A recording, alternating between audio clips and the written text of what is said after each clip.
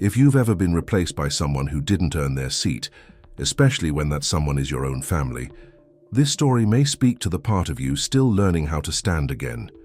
Subscribe for more true-to-heart stories and leave a comment.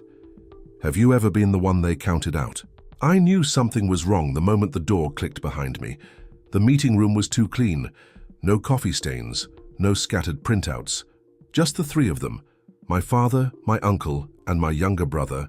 Cole didn't look up. That was my first confirmation. I'd spent 12 years in that company. Long nights, weekends, skipped holidays, one broken engagement, and 2 ulcers to prove it. I knew every client by name, every supplier's kids. Thursday. I was there when it was just 4 of us in a dusty warehouse with no AC and big dreams, but none of that mattered. Not anymore. Eli, my father began, not even pretending to smile. We've made a decision. He slid a folder across the table. His fingers didn't shake. Mine did. I didn't open it. I didn't need to. I looked at my uncle, then at Cole. His hands were folded neatly in his lap, his new watch glinting under the fluorescent light. The same model I'd saved months to buy when I turned 30. His was newer, cleaner, still in style. Effective immediately, my father continued. Cole will assume your duties. You'll transition out over the next week. We've arranged a small advisory stipend. I didn't hear the rest, just the silence that filled the room when I didn't speak. I stood, tucked the unopened folder under my arm, and walked out without a word. They didn't call after me. No one did. I sat in my car for almost an hour that day. The air was still, stagnant. My hands wouldn't stop shaking and my chest burned like I'd swallowed acid. But there were no tears. Not yet, because somewhere, under all that pain, there was something harder, older. I'd seen this coming. Not the exact moment, no, but the shape of it. The way Cole was brought into meetings early, the way my father called him kiddo again, the way my uncle had started copying him on emails that used to go to me. He was the shiny new version, same last name but without the years of stress and consequence. He looked like them. I didn't, and that, in the end, was all that mattered. I didn't tell anyone for a week. Not my friends, not my ex, not even my landlord, who saw me sitting on the porch with the same beer 3 nights in a row and said, "You good, man?" I wasn't, but I nodded anyway. I lived like a ghost those first few days. Moved through the world like someone pressed pause and forgot to hit play again. Then came the call. Not from them, of course, from Terrence, an old client from the early days, a good man, straight talker, used to bring me homemade cinnamon rolls. During quarterly reviews, "Eli," he said, "I just heard the news. You okay?" I hadn't heard my name spoken with care in so long it almost broke me. "I'm fine," I said, which was a lie. "I doubt that," he replied. "But I want you to know. You built the only part of that company I trusted. If you ever do your own thing, I'll be your first client." That call did something to me. Maybe it planted a seed. Maybe it just reminded me I still existed. I spent the next month in the basement of a friend's cafe. He let me sit there between shifts, nurse a single espresso for hours, and scribble ideas on the back of old receipts. Names, services, clients I knew would listen, and the bigger idea. The one I hadn't dared to say out loud yet. Because what they didn't know, the part no one at that table asked about, was this. I had quietly started investing 5 years ago. Tiny amounts at first. Profits siphoned from consulting side work. Reinvested through holding companies, fractional ownerships, silent partnerships. It started as a safety net. By the time they pushed me out, it was a rope, and the rope led directly to them, to the suppliers they relied on, to the logistics back-end they outsourced to the digital infrastructure that housed their entire sales pipeline.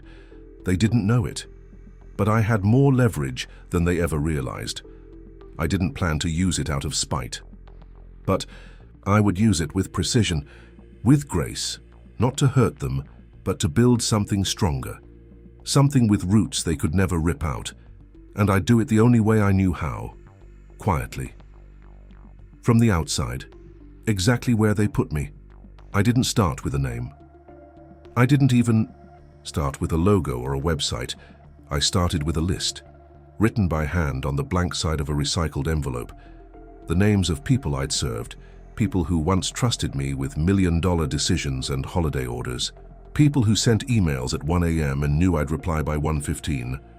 I went through that list one name at a time. I didn't pitch, I didn't sell, I just called. Some didn't answer, some did, and hesitated when they heard my voice.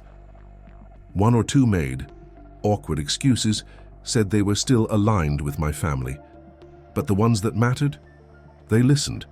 And when I said I was starting something new, something small, quiet, real, they didn't ask why.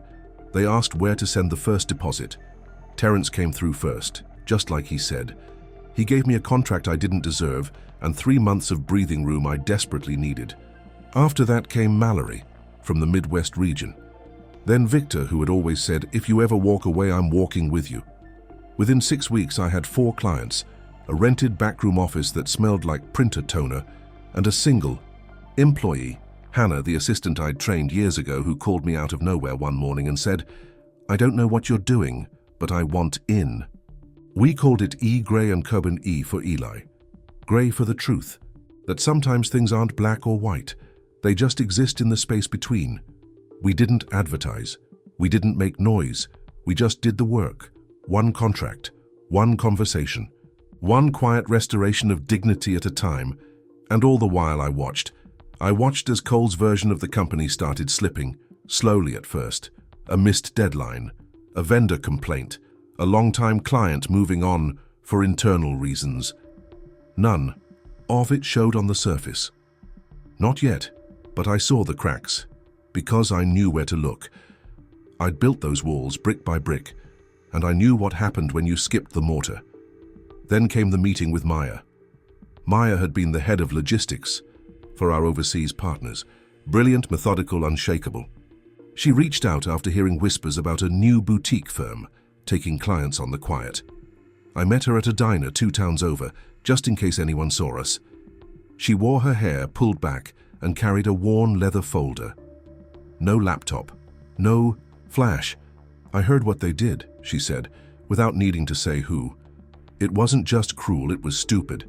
I said nothing. She opened the folder. Inside were invoices, some approved, some delayed. Supply chain delays that didn't make sense. A few flagged orders with inflated costs. "They're cutting corners," she said. "They think they're being smart, but it's short-sighted and it's going to blow back." "Why are you showing me this?" I asked. "Because they'll never listen, and because if someone's going to clean up their mess, it might as well be the person who never made it." She slid the folder toward me. "I'm not asking you to burn them down," she said. "Just be ready to catch the pieces when it falls apart." I thanked her. When she left, I sat alone in the booth, her folder next to my coffee. I didn't touch it for 20 minutes. I just stared at the window, watched a little boy walk past with his dad, holding a red balloon like it was treasure. When I got back to the office, I opened it. She was right, they were bleeding. Slowly, quietly, but definitely. And the irony? They didn't even know I already owned the veins. Not directly. That would have been too obvious. But through 3 shell companies and a firm in Luxembourg, I held majority shares in one of their major software vendors. Another logistics partner was led by an old friend I'd helped fund 2 years ago. I never told him to undercut. I never told him to push delays. But when the calls came from Cole asking for leeway on billing, he didn't say yes. He said, "Talk to the board." That board was me. Still, I didn't gloat, didn't post, didn't leak. Because I wasn't trying to destroy them, I was trying to outgrow them. There's a difference. One leaves rubble, the other builds something new. And that's what I did. In under a year, E. Gray & Co. had 11 employees, 3 service arms, a consulting wing, and a wait list 6 weeks long. Our name had started to circulate, not loudly, but with reverence. Have you talked to Eli's team? They're doing it differently. They remember your name, your needs. We weren't competing, we were replacing, one relationship at a time. By the end of year 1, I owned 42% of the supply chain that fed my family's company. By year 2, that number would cross 60. I didn't move with force. I moved with precision because I'd been them, and I knew exactly where the weak points were. Then, one quiet Tuesday morning, the call came. Not from Cole, from my father. We hadn't spoken in nearly 2 years. The last words he said to me were, We're going in a new direction." He sounded tired, worn. "Eli," he said, "I need to see you." I waited. He added, "I know we have our history, but things aren't working. There's more I want to explain. Will you come to my birthday dinner?" I looked at the calendar. 3 weeks away. Langston's, no doubt. Private room, big toasts, big forks. "I'll think about it," I said. He exhaled, something between hope and fear. "Thank you." When the call ended, I sat alone in my office. The light outside had started to shift, golden with the early edge of evening. I looked at our glass door. The E. Gray & Cummin logo reflected faintly back, and for the first time I realized something. I had become the thing they pretended to be, not loud, not flashy, just steady, capable, respected. I had nothing left to prove, but I did have one final move to make, not for revenge, for closure, and I already knew exactly where I'd be sitting that night. Not inside, but outside with a better view, where all the truth could be seen through glass. The night of my father's birthday, I arrived 15 minutes early. I parked in the back corner of Langston's lot like I had before. Old habits die quietly. I took a moment before stepping out, adjusting my jacket, smoothing the front of my shirt. Not to impress anyone, but because I wanted to look like who I had become. Not the forgotten son, not the substitute, but a man who had chosen not to vanish. The hostess recognized me when I walked in. She glanced at the clipboard in her hand and smiled politely. "Terrace table?" I nodded. "Same one as before." The terrace was empty, as expected. A soft breeze rolled in from the bay, stirring the edges of the linen tablecloth. I sat with my back straight, my hands calm. Through the window I could see them, 30 feet and 2 layers of glass away, the Whitmores. Cole stood near the head of the table, already talking too loud. His sleeves were rolled up like he was still the company's golden boy, even though his spreadsheets told a different story now. My father sat beside him, older, thinner, his eyes more sunken than I remembered. There was a heaviness to the way. He held his wine glass, a weight he couldn't quite shake. I watched them for a while, watched how the conversation dipped and curved, how my name never made its way across their lips, but danced quietly in the glances and pauses they thought. No one noticed. My drink came. Scotch, neat, the same order, the same glass, the same quiet defiance. I ate slowly, methodically, watching through the window as the first course was served. The toasts began. The obligatory laughter rolled out like smoke. No one looked outside. "No," one asked, until Cole's phone buzzed. I watched him pull it from his jacket pocket, glance down and pause. His face didn't change, but his fingers stiffened around the screen. He leaned over to whisper something to my father. My father blinked, then took out his own phone. I knew what they were reading. 3 minutes earlier, my legal team had filed the final notification. The acquisition was now complete. Full ownership of 3 critical vendor systems, 1 logistics backend, and a controlling interest in a support services arm that provided nearly half of their staffing, all quietly absorbed. Over the past year, legally, strategically, and most importantly, irreversibly, not with a press release but with a signature, a series of them, and every single one pointed to me. They hadn't seen it coming because they hadn't looked past their own reflection. The moment it hit them was slow and silent, exactly how I wanted it. Cole leaned back in his chair, his eyes darting across the table, looking for someone else to blame. My father read the email twice, then a third time. When he finally looked up, his gaze shifted slowly toward the terrace window and found me. His shoulders fell just slightly. Recognition without drama. A man who had bet against the wrong son. I lifted my glass, not mockingly, just with presence. And he stood, pushed back from the table, causing the silverware to clatter.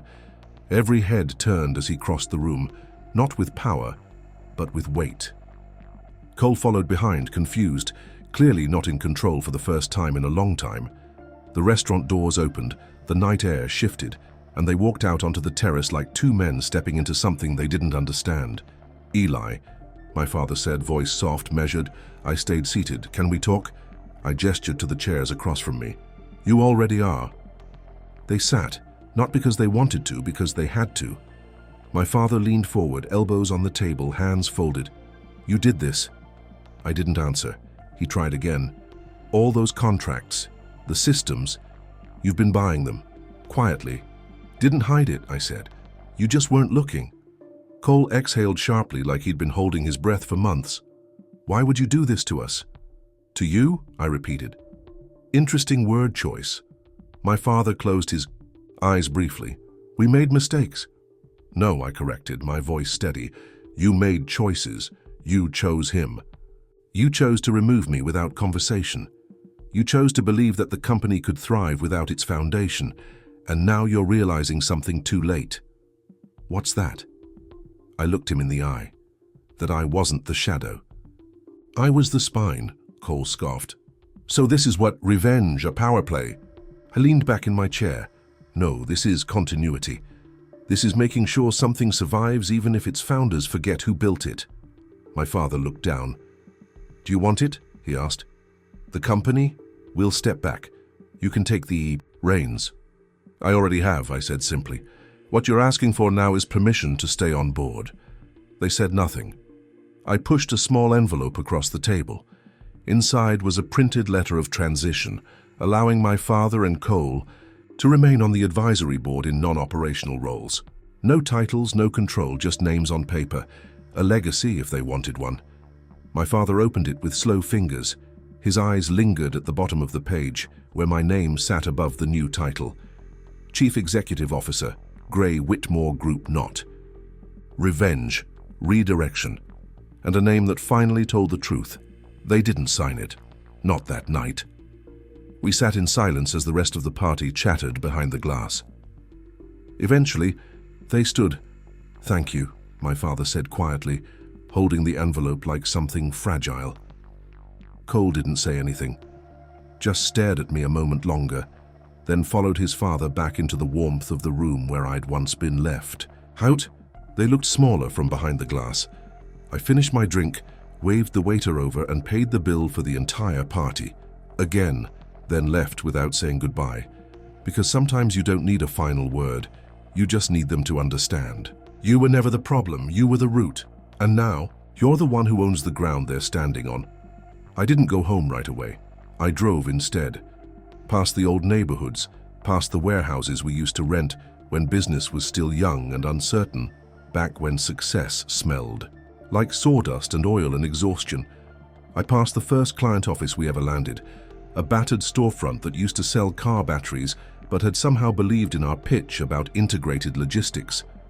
I remembered standing outside with Cole that day, him checking his reflection in the glass, me checking my notes for the 5th time. He'd made the joke. I'd made the deal. Funny how things change. I stopped at a late-night diner I hadn't been to in years. Ordered pancakes I didn't finish and sat in a booth that faced the road. For a long time I didn't move, just watched the way the neon lights hit the pavement. I wasn't tired. I wasn't angry. I was still. And stillness, I was learning, was its own kind of power. I got back to the office around 1 a.m. The place was dark except for the back window where the street lamp poured soft amber light across my desk. I unlocked the door, turned on the kettle and sat at the conference table where earlier that week we'd signed 3 new clients. On the wall behind me hung the new logo, Gray Whitmore Group, 2 names, 1 voice. I had thought long and hard before including Whitmore, not because I needed it, but because I had grown up believing legacy wasn't something you protected, it was something you reclaimed and redefined. And I wasn't going to let their choices be the only version of the name that survived. It was mine now, too, not just in ink, but in intention. The next morning, the team arrived to find fresh coffee and an envelope on each desk. Inside was a E. Simple letter. This company exists because people showed up even when others didn't. You're one of those people. You were never just staff. You were brick and beam. Thank you for building this with me. Some cried, most smiled. No one quit. By noon, our inbox was filled with new inquiries. companies wanting to consult, collaborate, partner. Some were people who had never returned my calls 2 years ago. Some were people who once praised Cole in meetings and ignored me in the hallways. Now they remembered my name. Success has a strange way of changing people's tone, but I didn't indulge it. I stayed grounded, focused. We donated a portion of that month's profits to a non-profit that helped displaced family business workers find training and jobs. No press release, no public statement, just quiet repair in a world that rarely offers it. That weekend, I visited my mother's grave. I hadn't been in a while. Not because I didn't care, but because I'd been afraid she'd somehow see what they'd done to her dream. I sat on the grass for a long time, just breathing. I told her everything about the birthday, about the documents, about the moment they looked through the glass and finally saw me. I told her about the new name, and I told her what I finally understood. That being chosen by others was never the point. It was choosing myself that had changed everything. As I stood to leave, I placed a small stone on top of her headstone, the way we always used to mark milestones. And this was one, a quiet crown for a son who had finally stopped asking for a seat and instead built the whole table.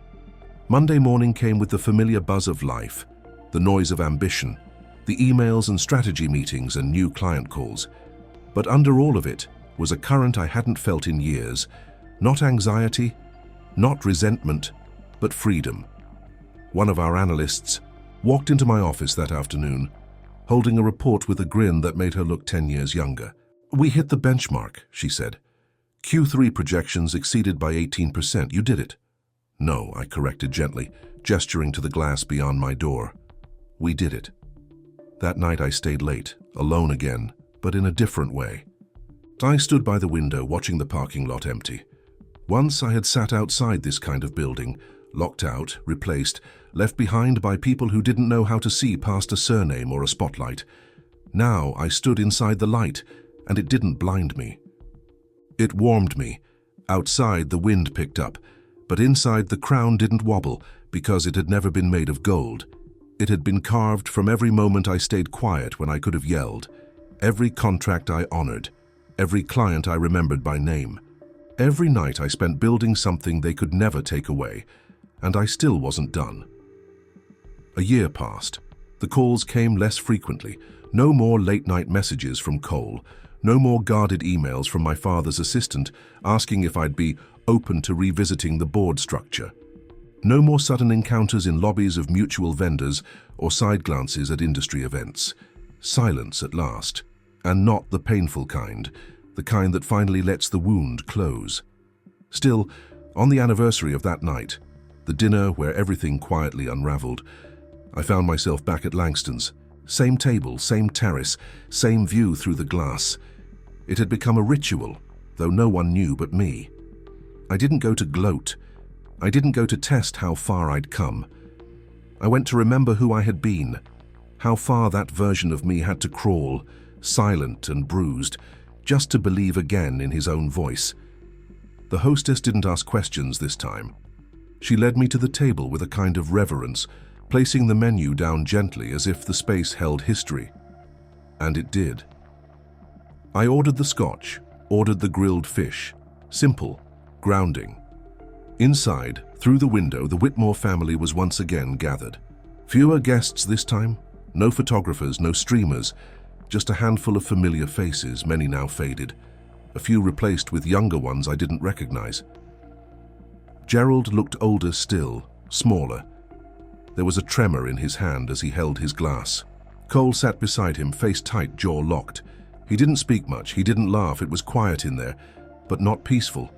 There was a kind of tension in the way they moved, like they were still trying to convince each other they hadn't lost something permanent. And I knew that feeling, because I had once lived in it. The scotch came, and with it, the bill. I glanced at the total, smiled slightly, and slipped a second envelope to the waiter. "Same as last year," I said. "Pay it all. Add 25% for the staff." The waiter looked at me with something almost like awe. "May I ask, why do you keep doing this?" I considered the question carefully. "Because they still think I'm sitting outside the room," I said. "But I'm not." He looked confused. I smiled. "I own the room now. I just prefer the view from here. I stood up, slipping my jacket back on. The night breeze had picked up. Somewhere nearby, a jazz trio played softly through an open window. Before I left, I handed him one last envelope, this one sealed with a single word on the front, for Gerald. Inside was no threat, no demand, no final twist, just a handwritten note. Some chairs once taken stay empty, not out of anger, but because the person who once sat there finally learned to stand. I walked past the glass once more. This time, Gerald saw me first. He stood, not quickly, not with drama, but with the careful movement of someone who understood something was ending. Cole turned next. Our eyes met. No hate, no regret, just understanding, the kind that doesn't need words. I gave them a small nod, then turned and walked away, not to prove anything, not to teach them a lesson, but because I didn't need anything from that room anymore. Outside, the night stretched open, and I breathed. Free, whole, unafraid. There was a time I'd begged for their recognition. Now I walked taller because I didn't need it. There was a time I would have done anything to be called one of them. Now I had built something greater than belonging. I had built my name, and I wore it like armor. No applause, no confetti. No headlines, just the quiet certainty that sometimes the best revenge is not revenge at all. It's peace, earned, lived, owned forever.